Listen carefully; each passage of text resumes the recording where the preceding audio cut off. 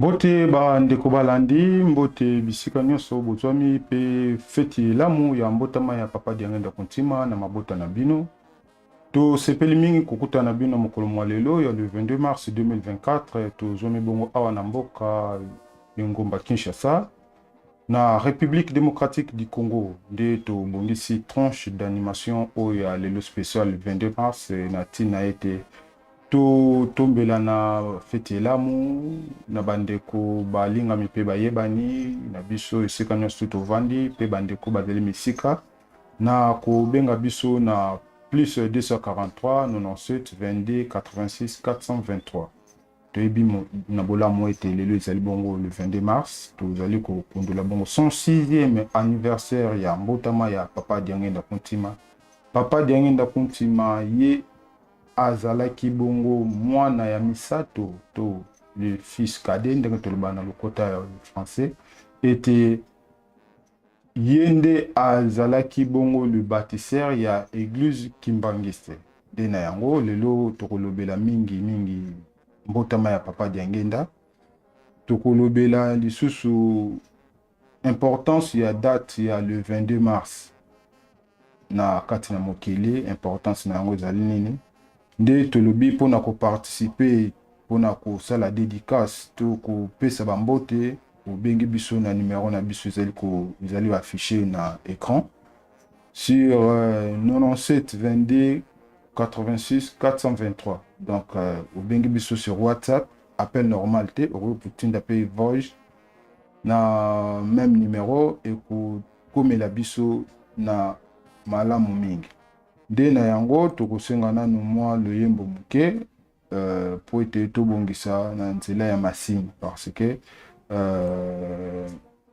mwa makambo ezali mwa ebele ya kobongisa parce que tokomi déjà 9 heures passées de 26 minutes kala mingi te il faut tokita déjà centre d'accueil tozali na bino pendant 30 minutes seulement nde toko kabwana na bino po ete to rejoindre centre d'accueil nango tosengi mwa loyembo na technique Linganza ndibotele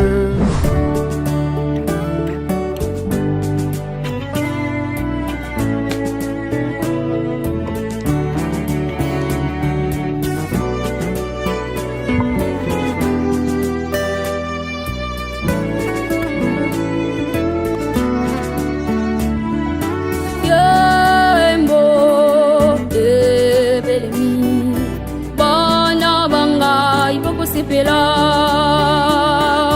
Yembo Belemi Bana banga ipopo sepela Sala lina bino bande lina bino la telina bino Sala ya bokeseni na bapakano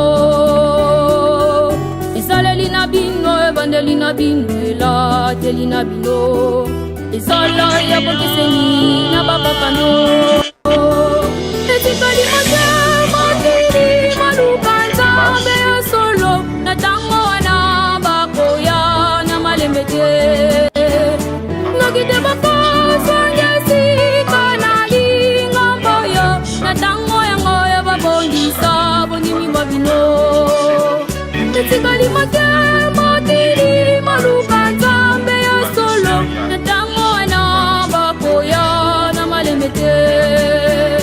Nokite bako swangesi kanali ngambayo na tango yango ya babongisa bongimi babino Sa ngai ezali bo sepera We moni pasi bona likambo yo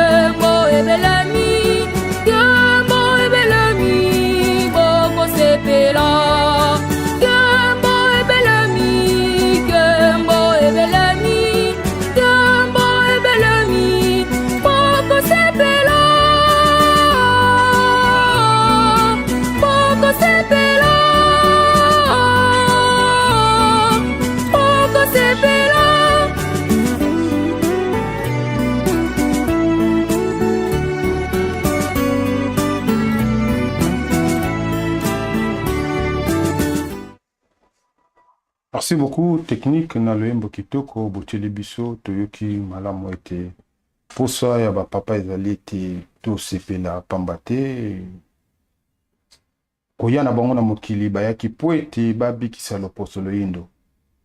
Lobi tolandaki na message toyokaki papa Diangenda apesaki biso exemple lisese alobi tata mama babuti mwana na bango babokoli ye batangisi ye mwana atangi azwi diplôme azwi doctorat kasi mokolo oyo azwaki doctorat mwana wana aye kobela paralysé donc azotelema lisusu te makambo nyonso il faut basalela ye donc epesaki libota mawa pamba te bamonaki ete mosala oyo basalaki neti ezali mosala ya punda to mosala ya pamba ndenge tokolobaka epesaki mawa na kati na libota epesaki mawa na kati na famille donc yango papa Diangenda apesaki exemple wana ekosalaka bango mpasi ntango azali komona ete mosala oyo bato ebele bakufeli yango bato mingi bamoneli yango mpasi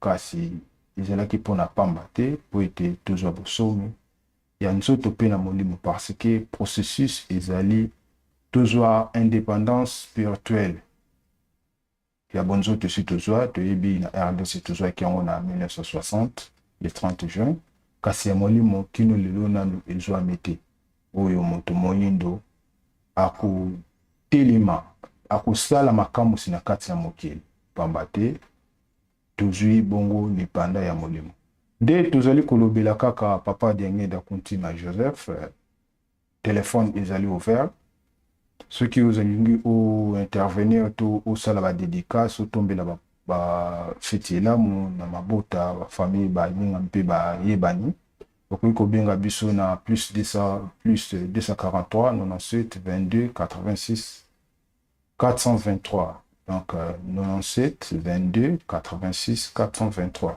soki obengi biso okosala ba dédicace na yo opesa bambote pamba te tozali bon kofete son 6e anniversaire ya mbotama ya papa Diangenda Kuntima. Papa Diangenda Kuntima ye asalaki nani ndenge tolobaki papa Diangenda Kuntima azali mwana misato donc mwana ya nsuka ya papa Simon Kimbangu. Papa Simon Kimbangu toyebi na bolamu ete abandaki bongo abotama na 1887 le 12 septembre nde abalanaki na mama Mwilu wanga Nsitani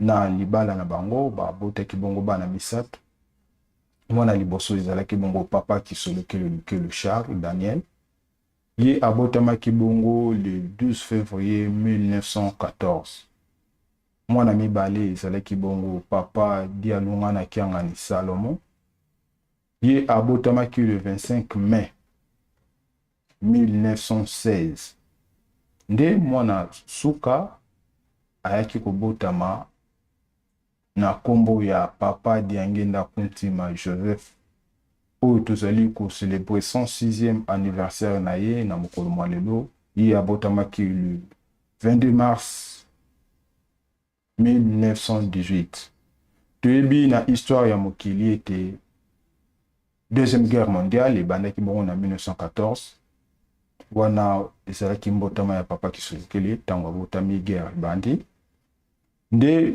guerre wana eyaki kosuka na 1918 tomonaki na centenaire ya papa Diangenda papa Fumalongo papa Simon Kimbangu Kiangani alakisaki biso journal oyo ba belge bakomaki komamaki na Italie pardon ba déclaraki que guerre esilaki bongo na mois de mars donc le 22 mars donc ezali na biso likambo moko toyeba yango parce que ezali histoire na biso moko tokotikela yango bana na biso pe bakotikela bana na bango ekende de génération en génération nde toyebi na mokili Nations Unies bayaki kovote date ya le 22 mars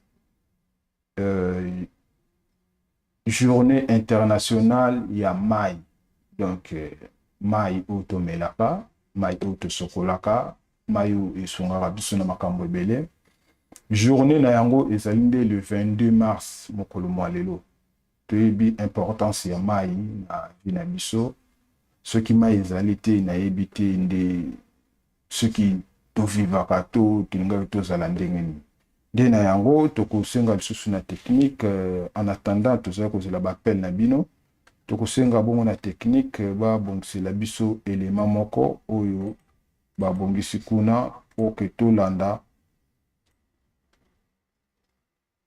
na malembe tozali kokende tozali bongo 9h passé de 36 minutes na studio na biso ya Masolo Kimbangu TV. Vous allez bongo pencher sur Masolo Kimbangu TV et Bobo Sanate déjà 9h et Betaki biso pe kala mingi te tozali kokende bongo centre d'accueil ici kawapi tata mokonza bule papa Simo Kimbangu Kiangani azali pambate toyebi uta mikolo mileki papa Simo Kimbangu Kiangani mokonza bule pe mokonza ngomba azali na biso elongo awa na mboka Kinshasa ayaki bongo na tina ya ku bengana retard ya 10 ans ya botongi kamba Yerusalem tozali bongo na phase ya kotonga bongo memorial ndenge papa moko alobaki ete aye na mboka Kinshasa po ete azwa ba matériel oyo tokotongela memorial nde msala ezali kokende malamu pamba te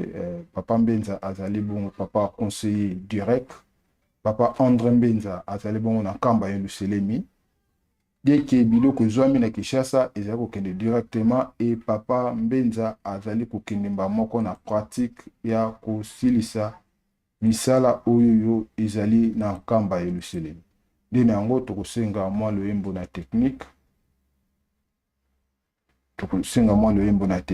pour que tout non basali biso sine bazotia élément ya papa Diangenda pour que toyoka ye na voyage na ye ya Angola toyoka papa Diangenda Kontima Joseph.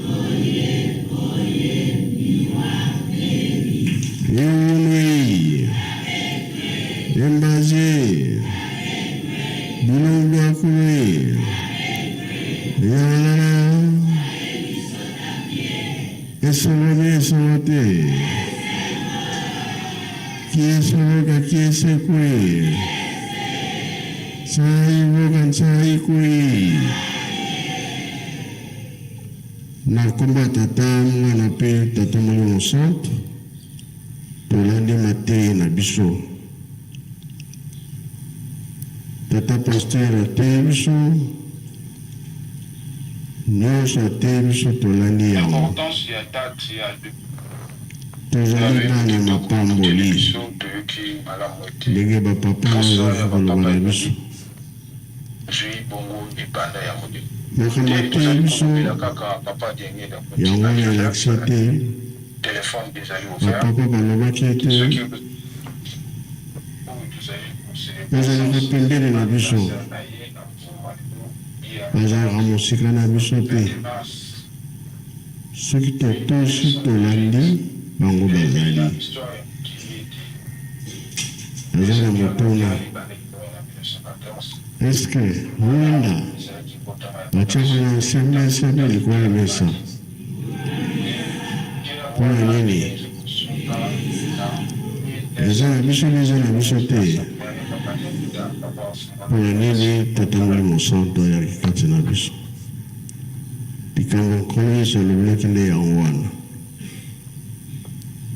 tosimba na makasi tosala misala bazotinda biso nde tokolonga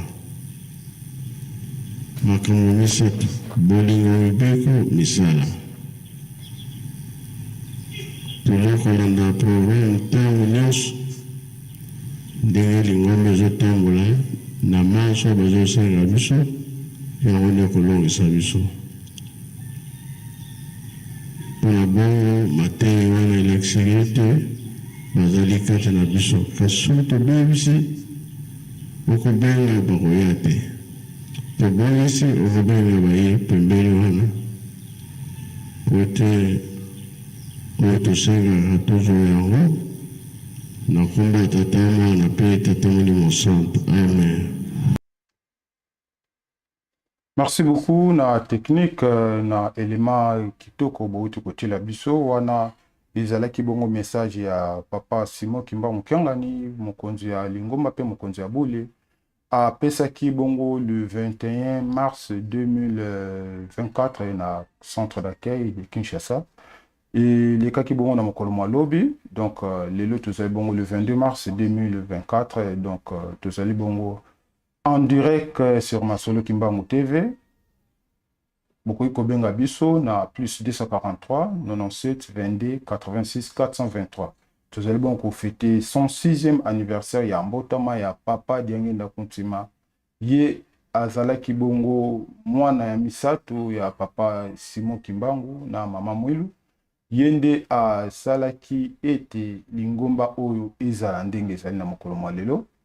Ba suggestion na bino to ba message to ba apport na bino bokoki kobakisela biso na kati na émission oyo bokoki kobenga biso na nzela ya singa nde tolobi ete élément wana euti koleka ezalaki bongo deuxième élément bon problème ezali te lokwa esilekani nde tokozonga bongo na voyage ya papa Diange Ndakuntima totala ye parce que tomona epe kala totala ye na ba image oyo tozali na ya archive ezalaki bongo voyage na ye na le 22 juillet 1989 na mboka Angola tolanda papa Diange.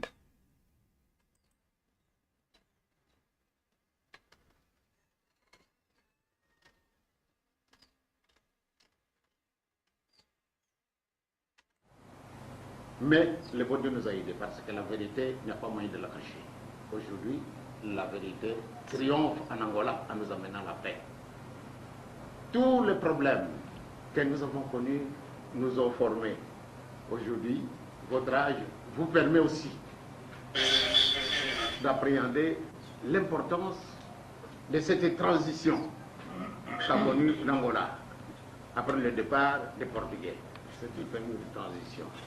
Tout d'abord, avant l'arrivée des Portugais, les Angolais se dirigeaient eux-mêmes.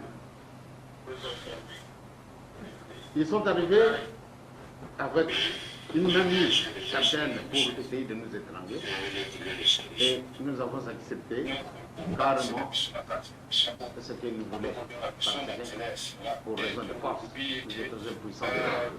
Nous avons accepté les souffrances pendant presque 500 ans. Vous êtes restés colonisés. Mais chaque chose en son temps. Aujourd'hui, vous êtes arrivés à ce stade où vous allez décider vous-même de votre sort.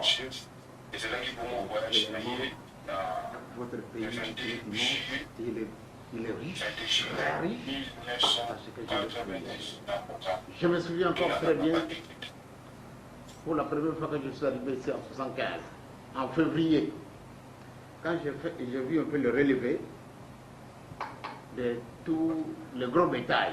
C'est un exemple que je donne. Le cheptel, vous aviez 15 millions de têtes de gros bétail. Et le président Mobutu me l'a confirmé encore quand je lui ai parlé que vraiment j'étais en profondeur en Angola. Et j'ai vu les immenses richesses qu'ils ont. Vraiment, ils doivent garder ça jamais. Et aujourd'hui, voilà, nous avons connu des problèmes. Tous ces problèmes que nous connaissons sont normaux. Nous devons les enterrer. Nous devons chercher par tous les moyens qu'il y ait un grand paix en Angola. Il est riche et vous devez exploiter vos richesses. Ça vous appartient. Le bon Dieu les a donnés, non pas aux étrangers, mais c'est pour que ça soit profitable au peuple angolais. Et pour ce motif, je crois que notre petite contribution elle est présente. Les Kimbanguistes ne vous décevront pas. Quand un Kimbanguiste essaye de mettre de désordre au sein de l'Église, au sein de l'État, celui-là, ce n'est pas un Kimbanguiste. Parce que mon père, il avait dit, en 1921, que l'homme noir deviendra blanc. Les blancs deviendront noirs.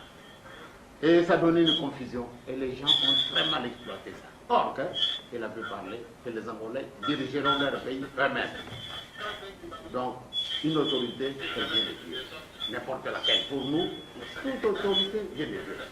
Donc, quand un Kimbanguiste s'est contredit, à ne pas accepter la prophétie de Simon Kimbangu, alors que je ne suis pas un Kimbanguiste.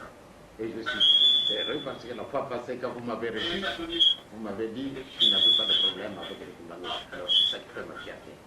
Quand je pars au Congo, j'entends les autorités disent « Ah, mais vraiment, vos hommes travaillent beaucoup. » Ah, parce que nous avons un principe. Ce principe, je l'ai divisé en trois. L'amour pour le frère, pour n'importe en tant qu'humain. Nous devons connaître un amour sincère. La garde du commandement, c'est-à-dire le respect de l'autorité, le respect de l'autorité divine et le travail. Et c'est pour cela que, malgré nos faibles moyens, parce que nous n'avons pas de vache mère, nous devons tout faire nous-mêmes. Mais malgré ça, vraiment nous travaillons. Et c'est ça que je leur instique en Angola. Ils doivent travailler comme nous le faisons. Si par hasard, un jour vous arrivez à Kinshasa, et que j'apprenais, et que j'ai demandé à notre président pour vous avoir, ne fût-ce que pour quelques minutes, il faut que je vous fasse une certaine démonstration des travaux que nous réalisons. Tant au point de vue agriculture, parce que voyez, c'est la priorité des priorités. Et je suis sûr et certain que la paix va renaître en Angola. Eh bien, utiliser l'agriculture parce que ça c'est la base même. L'homme blanc nous a foiré. Il a fait ça expressément. Voyez les immenses richesses que vous avez ici. Et si vous apprenez toutes les méthodes, eh bien, on allait réclamer déjà notre indépendance depuis longtemps. Alors, ils nous ont laissé là. Ils n'ont pas voulu à ce que nous puissions ouvrir les yeux comme nous les avons ouverts maintenant. C'est pour cela, ce que vous avez dit, je m'appelle Djanguen Nabontima, c'est-à-dire tout ce que vous dites, ça rentre dans mon cœur et je vais leur en parler. Vous pouvez être certain que nos hommes ne vous décevront pas. Ils seront toujours derrière vous. Et ce sont des gens qui sont les vôtres. Franchement, ils ont besoin de votre protection. Pourquoi? Parce que vous, en tant que l'État, eux, en tant que serviteurs de Dieu, eh bien, ils sont les vôtres, entièrement les vôtres. Ils ne contrecarreront jamais l'action du gouvernement. Là, c'est ma parole d'honneur que j'ai toujours demandé à mes collaborateurs qu'ils soient fermes dans leur position chrétienne. Parce que, d'abord, noirs, d'où sommes-nous venus? Qui sommes-nous? Aussi longtemps que nous ne nous penchons pas à découvrir ce que nous sommes en réalité, eh bien, je crois que nous allons toujours dépendre des autres. Or, c'est nous qui sommes la base de l'humanité. Les gens, aussi longtemps que nous n'avons pas connu ça, nous allons toujours laisser fuir toutes les richesses que l'Afrique contient. C'est pour cela que nous devons tout faire pour que la Namibie et l'Afrique du Sud aient aussi leur indépendance. C'est leur pays. Mais pour cela, il leur faut un encadrement. Parce que nous ne voulons pas. Nous avons connu beaucoup de problèmes au Zaïre, et vous venez d'en connaître en Angola, et que la Namibie, et qui est presque l'avant-dernier pays à décrocher son indépendance avant l'Afrique du Sud, eh bien, réellement, nous avons grandement besoin de votre appui, de votre savoir-faire, des conseils que vous allez leur transmettre, pour qu'ils ne vivent pas le même état que nous avons connu au Zaïre. Parce que cette guerre-là, elle est nuisible. Cette guerre de l'Angola, elle a été tellement nuisible. Elle a détruit la société angolaise. Et pourtant, les Angolais, tels que je les connais, c'est un peuple tellement pacifique. Mais aujourd'hui, on a appris à faire la violence, et voilà les conséquences. Mais Dieu dedans, vraiment, nous avons travaillé durement pour qu'il ait la paix en Angola. Donc vous pouvez compter encore une fois sur nous. Pour ce qui regarde l'enseignement, par exemple, fait les écoles. Les écoles que nous avons fait nous-mêmes, je pense bien que, je ne sais pas si je peux me permettre de présenter quand même votre collaborateur. Il a étudié chez nous, dans nos écoles. J'étais tellement content de le voir. Et je vois, quand j'étais à Ouizy, j'ai rencontré beaucoup de jeunes militaires et je leur ai donné des conseils. Attention, vous devez défendre l'Angola. C'est votre véritable propriété. Et vous devez garder tout ce que vous avez à votre portée, puisque ça vous appartient. Ça n'appartient pas à l'étranger, ça vous appartient. Et partout où je suis passé, quand j'étais à Ouam aussi, j'ai rencontré beaucoup de militaires et que nous avons formés dans nos écoles. Et bien pour moi, franchement, c'est la joie. Et que dès que je l'ai vu, vraiment, j'étais content, parce que je savais très très bien que l'État s'occupe de nous. Comme tel, eh bien, je pense que vous pouvez être certain que les écoles, si vous le permettrez, parce que tous les milieux ne sont pas faciles à pénétrer. Mais dans notre position, nous, il y a moyen de faire greffer par-ci par-là les écoles qui appartiennent à l'État, mais que nous pouvons construire. Et pour nous, à Kinshasa, toutes les écoles que nous avons pour le moment à peu près 75 000 étudiants à Kinshasa. Eh bien, moi je ne regarde pas, il est catholique, il est ceci. Non, non. Toutes les écoles sont ouvertes pour tout le monde. Il n'y a pas de distinction. Nous avons beaucoup d'Angolais, nous avons beaucoup de Congolais, nous avons beaucoup de Zaïrois, oui, n'importe qui. Donc, je pense que les écoles que nous pouvons créer ici, quand nous aurons le feu vert de votre personnalité, et je crois que toutes ces écoles ne vous décevront pas. Elles n'appartiendront pas à l'Église, mais elles vous appartiendront. Pour autant, et que nous sommes encore en vie, nous allons construire des centres sociaux pour s'occuper un peu de jeunes qui semblent être un peu abandonnés à eux-mêmes. Je pense que nous avons fait notre petit pas à Ouabo. Quand j'étais là, j'ai trouvé un petit orphelinat. Et quand j'ai vu ces jeunes gens qui sont là, les jeunes filles comme les jeunes garçons, vraiment, j'étais content de le voir que l'État angolais nous a autorisé d'avoir un orphelinat. À Kinshasa, l'État veut construire un très grand orphelinat à Kisangani. Mais par après, je ne sais pas ce qu'il a eu. Eh bien, je pense que ça n'a pas tellement l'air de marcher. L'attitude des enfants, c'est une attitude qui semble être un peu très négative. Mais l'État ne se fatigue pas parce que justement il est là pour mater les indisciplinés.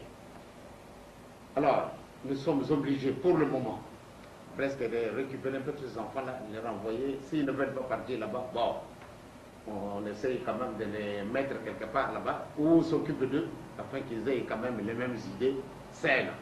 Parce que voyez-vous, un enfant orphelin, quand il voit qu'il a perdu tous ses parents, c'était quand pendant la guerre, la réaction n'a pas toujours été bonne. Ils ont toujours ces idées, mes parents sont morts et les autres mangent, moi je ne mange pas, les autres portent de bons habits, moi je n'en ai pas.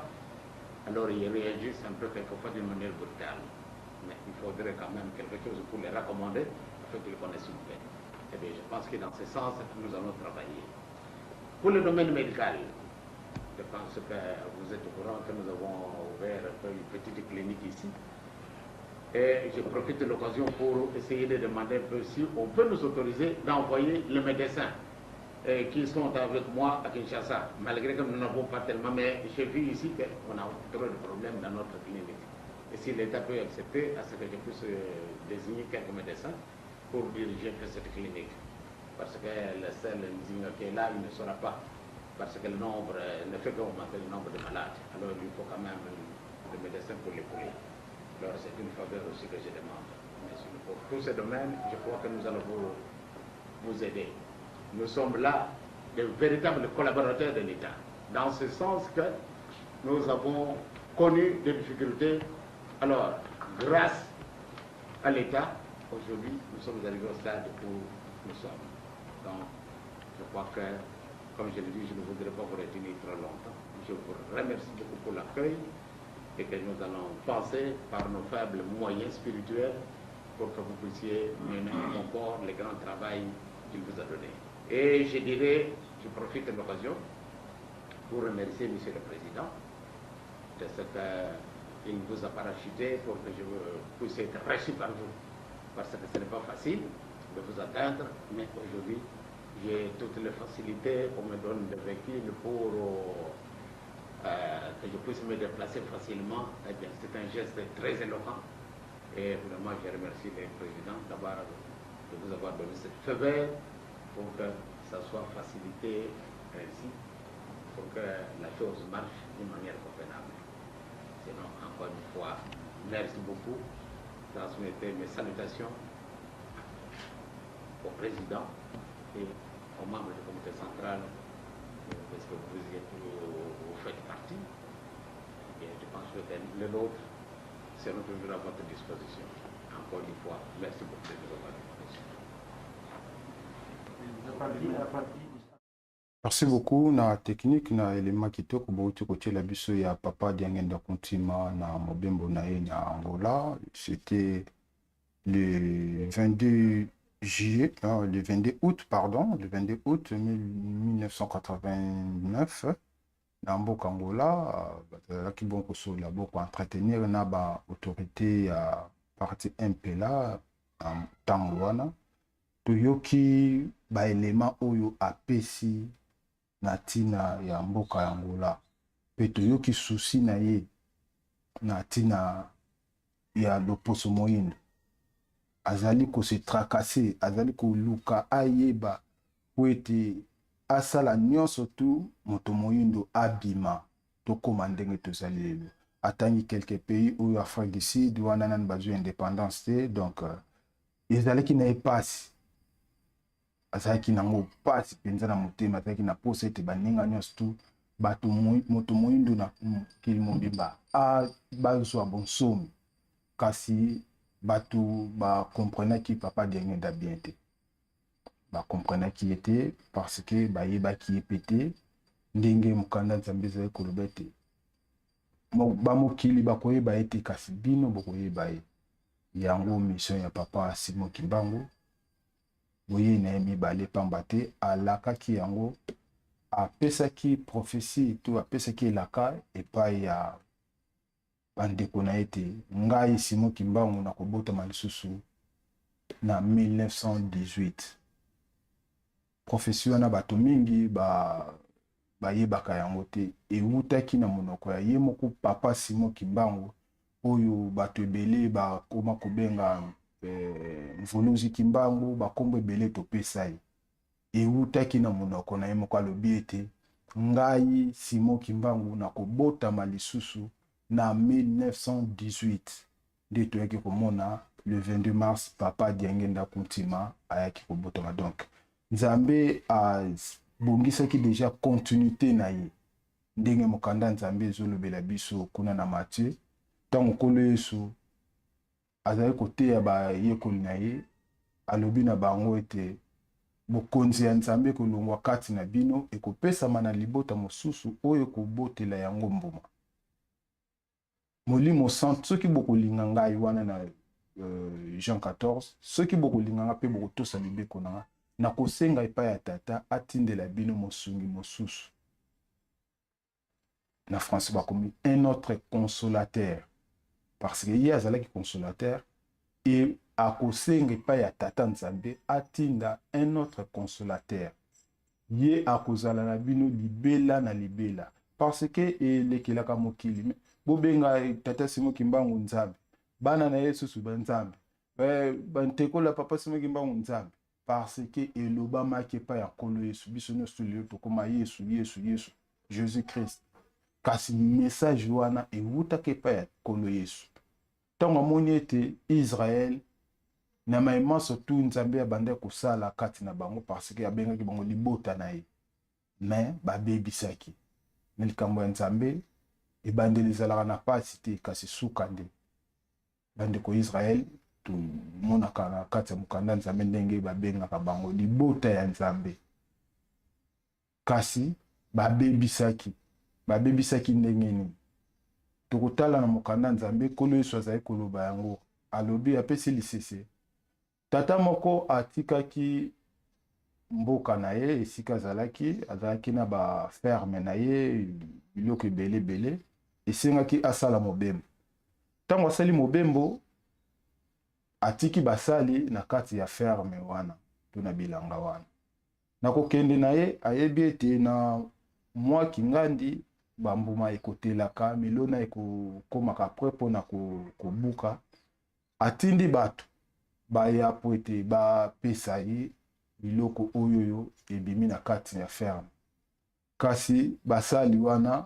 babomi bato oyo mokolo bilanga atindaki eleki aye kotinda lisusu bato babomi abimbala oyo tika ete natinda mwana na nga moko soki bamoni mwana na ngai bakobanga nde aye kotinda propre mwana na ye aye na elanga basali wana babia atala kutu mwana oyo soki tata ni azali te ye nde motu akokoma mokonzi na biso ye nde akokoma mokolo biloko oyo tika toboma ye parce que soki tobomi ye ntango tata nde akokufa biloko ekotikala ya biso baezwi mwana wana babomi ye motuna ya nkolo Yesu ntango tata wana akoya mokolo bilanga akosala nini na basali wana réponse na bango ezalaki ete akoboma bango mpe akozwa bilanga akopesa na bato mosusu yango tozali kovivre na mokolo mwa lelo nkolo Yesu esi alongola eloko wana na Israel ya kati na Congo na kati ya Afrika na RDC tata Simon Kimbangu aye molimo santu oyo nkolo Yesu alakaki na bayekola ete na kosenga molimo santu azala kati na bino kasi mokili bakoyeba ete yango tozali komona bato pere moko epesaka neti folie bobenga tata Simon Kimbangu nzambe bobenga bana na ezali makomi ekomama il faut esalama soki likambo soki liloba ya nzambe esalami te tokoloba ete nzambe akosi ezali likambo ndenge nzambe abongisela yango tozali bana na mapamboli pamba te na epoke na biso na génération na biso nde tata Kimbangu aponi asala na biso ezali chance makasi nde na yango tomonaki ayaki koprofetize ayaki kopesa elaka ete ngai Simon Kimbangu na kobotama lisusu na 1918 nde tomonaki papa Diangenda Kotima abotamaki bongo lelo le 22 mars na mboka Nkamba pe bayebisaka biso esika papa Diangenda Kotima abotamaki esika na matiti ebotaka te tobanda kokanisa esika ngo ezali wapi kasi bayaki kolakisa biso yango epai ya papa Simon Kimbangu kiangani o azali bongo réincarnation troisième venue ya papa Simon Kimbangu kasi lelo tozali bon kolobela bongo boyei na ye ya mibale na nzoto ya papa Diangenda balakisaki biso ezali bongo na esika o batia carte esika carte d'Afrique ebima esika papa Diangenda Kotima abotamaki ezali bongo mpona bolamu ya ngai nayo moto moyindo nde tokosenga bongo na technique balancer biso elema moko oyo ekopesa biso mwa ndingisa topema nde tozali bongo korapele tozali en direct sur Masolo Kimbangu TV ceux qui ozali na posa ocontribuer opesa bambote to tombela feti malamu na bandeko balenga mipe bayebani okoki kobenga biso sur WhatsApp plus 243 97 22 86 423 donc yango ezali kolekana na écran na biso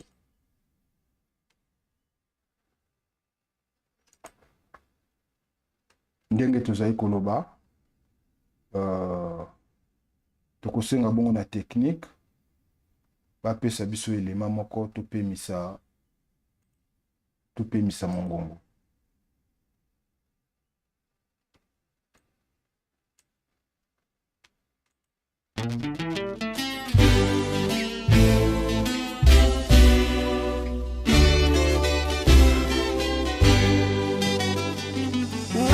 ngenda na lobi nakopesaka bokonzi na baoyo ngai napona ofinga ojolinga sika tokotala nani elombe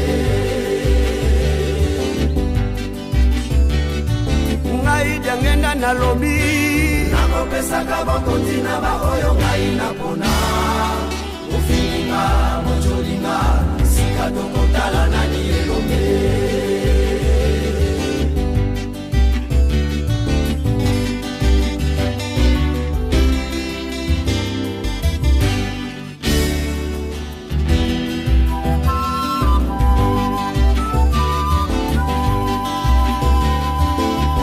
Kimbangu na lobi nakopesaka bokonzi na baoyo ngai napona ofinga ojolinga sika tokotala nani elombe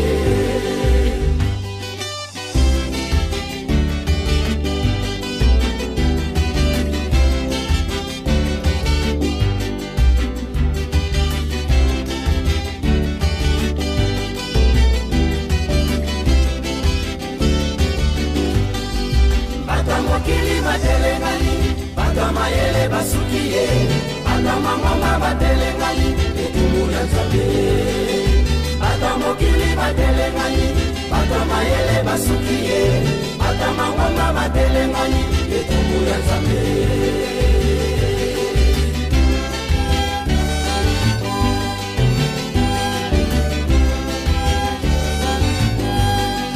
batama mokili batelengani batama yele basukiye batama ngoma batelengani etumula nzambe batama mokili batelengani batama yele basukiye batama ngoma batelengani etumula nzambe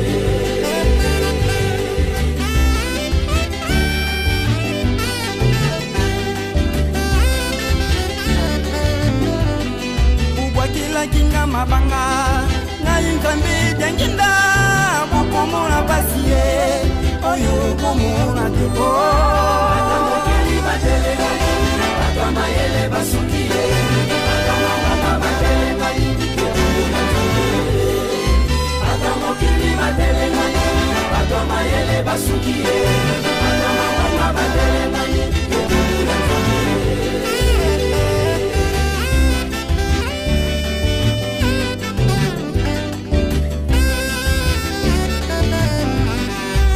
la maladi makosopana bibeme epaiye bitumba o mokili ye wana etumbu na pesiko mokili batelengani batama yele basukiye batama ngoma batelengani etumbu ya nzambe batama mokili batelengani batama yele basukiye batama ngoma batelengani etumbu ya nzambe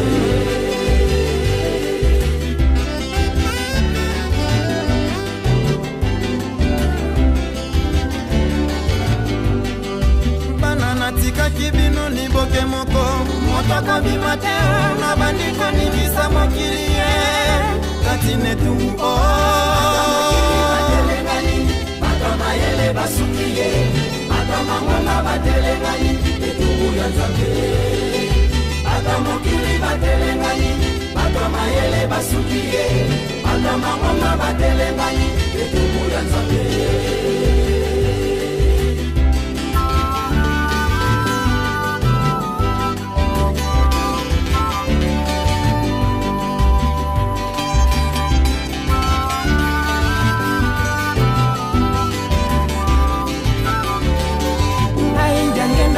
biyango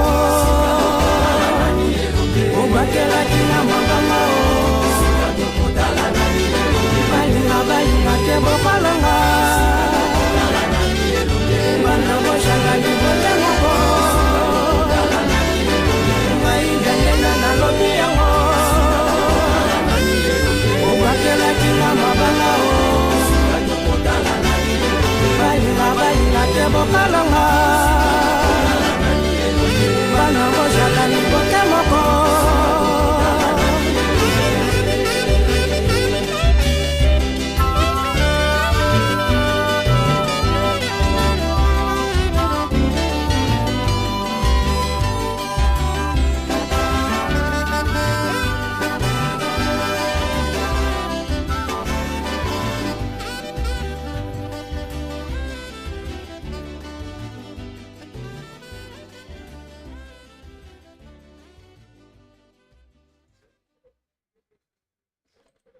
Merci technique na loyembo kitoko bouti ko pesa biso ngai diangenda elombe donc ngai diangenda na lobby. Tous allez bon rappeler na bandeko ba yesima, tous allez en direct sur Masolo Kimbangu TV, tous allez bon ko CP là son 6e anniversaire ya mbotama ya papa diangenda Kuntima Joseph. Donc tous allez en direct beaucoup ko benga biso pona ko tombela ba lingami ba yebani pe bandeko na mobu molamu na numéro plus 1043 97 22 86 423 ou soit kokipe ko komela biso sur commentaire ndenge ozolanda bongo tokotanga yango ekoyokana. Donc na même ligne touti kolanda bongo na message ya loyembo oyote tango papa diangenda tikaki biso na bonsoto tomonaki mokili bazomelaki babwakaki mabanga kasi tokolanda bongo message ya ex-président ya Congo le maréchal Mobutu, témoignage na ye ayaki kopesa na obsèque ya papa diangenda tolanda yango na bokebi nyonso tu parce que bato mingi nanu bayoka témoignage yote tolanda yango technique à proposer les biso.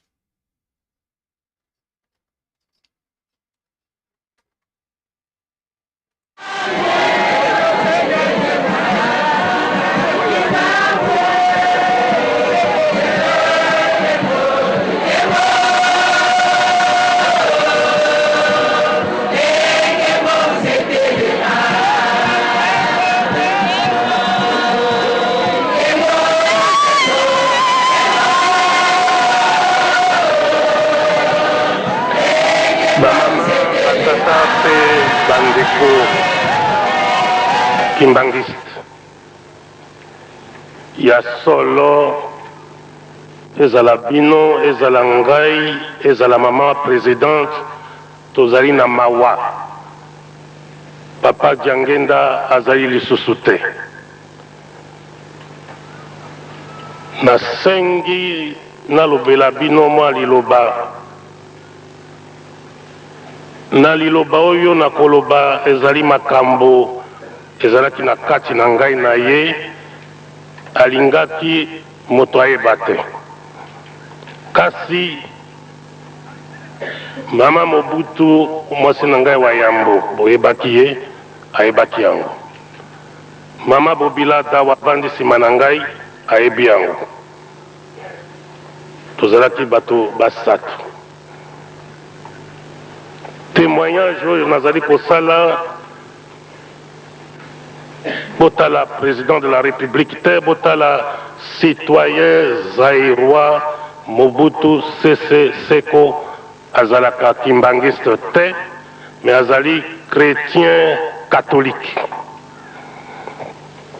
makambo yango mangoyo na 1958 Mobukoto kama libwa tukumitano na mwambi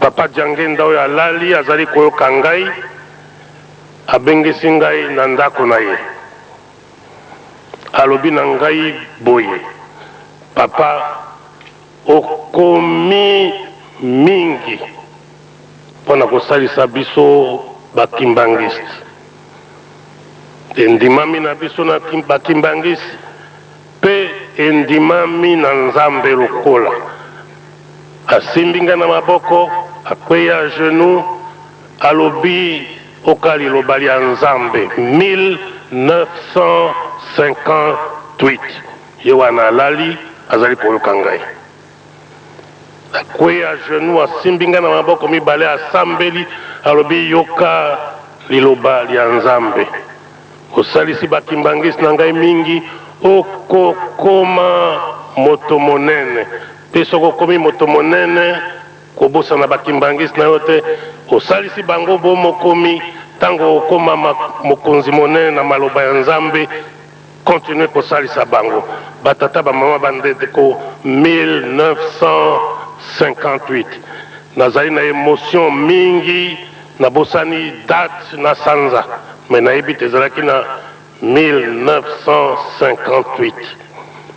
Kasi soko botali histoire ya Zaire, sima na maloba ya papa Diangenda, soko bandi na 1960, ndenge nazalaki na table ronde, te na komi na ndenge nazali na yango, okomona te tata oyo alali, oyo babwakeli ye mabanga, azalaki prophète na kati na biso. Bolobaka prophète obele tata na ye, ye azali prophète. Makambo ye alobelaki ngai yango, esalemi ndenge ye ayebisaki ngai yango, moto ayebaka te. Na kosenga na ye bolimbisi po alingaki moto ayeba te. Kasi tango naoki sango na makambo basali na ye, na liwa na ye epesi ngai émotion, na kosenga alimbisa ngai, ekokaki ngai na bimisa yango te. Na bimisi po eyebana te ye wana alali. Témoignage euti na chrétien catholique oyo atelemi mpo na ye prophète Kimbangis. Merci suka ya maloba na ngai wana.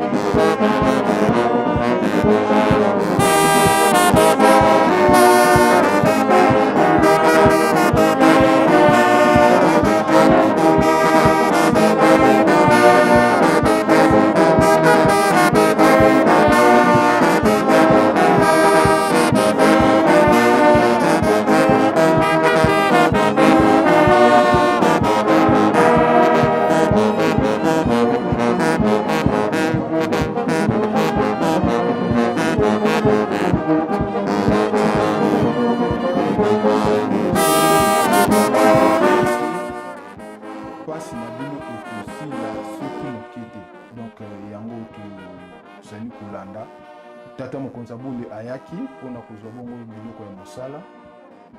Lelo ezali culte monene oyo ekosalama na centre d'accueil Kimbangiste. Esi ebandaki tozali kozela bongo signal ya bandeko na biso bazali sur terrain.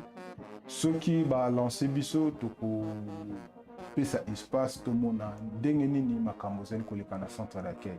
Nde na yango tozali kokoba bongo na masolo na biso sur Papa Diange Ndakontima. Cette fois-ci tokozwa message ya ezali audio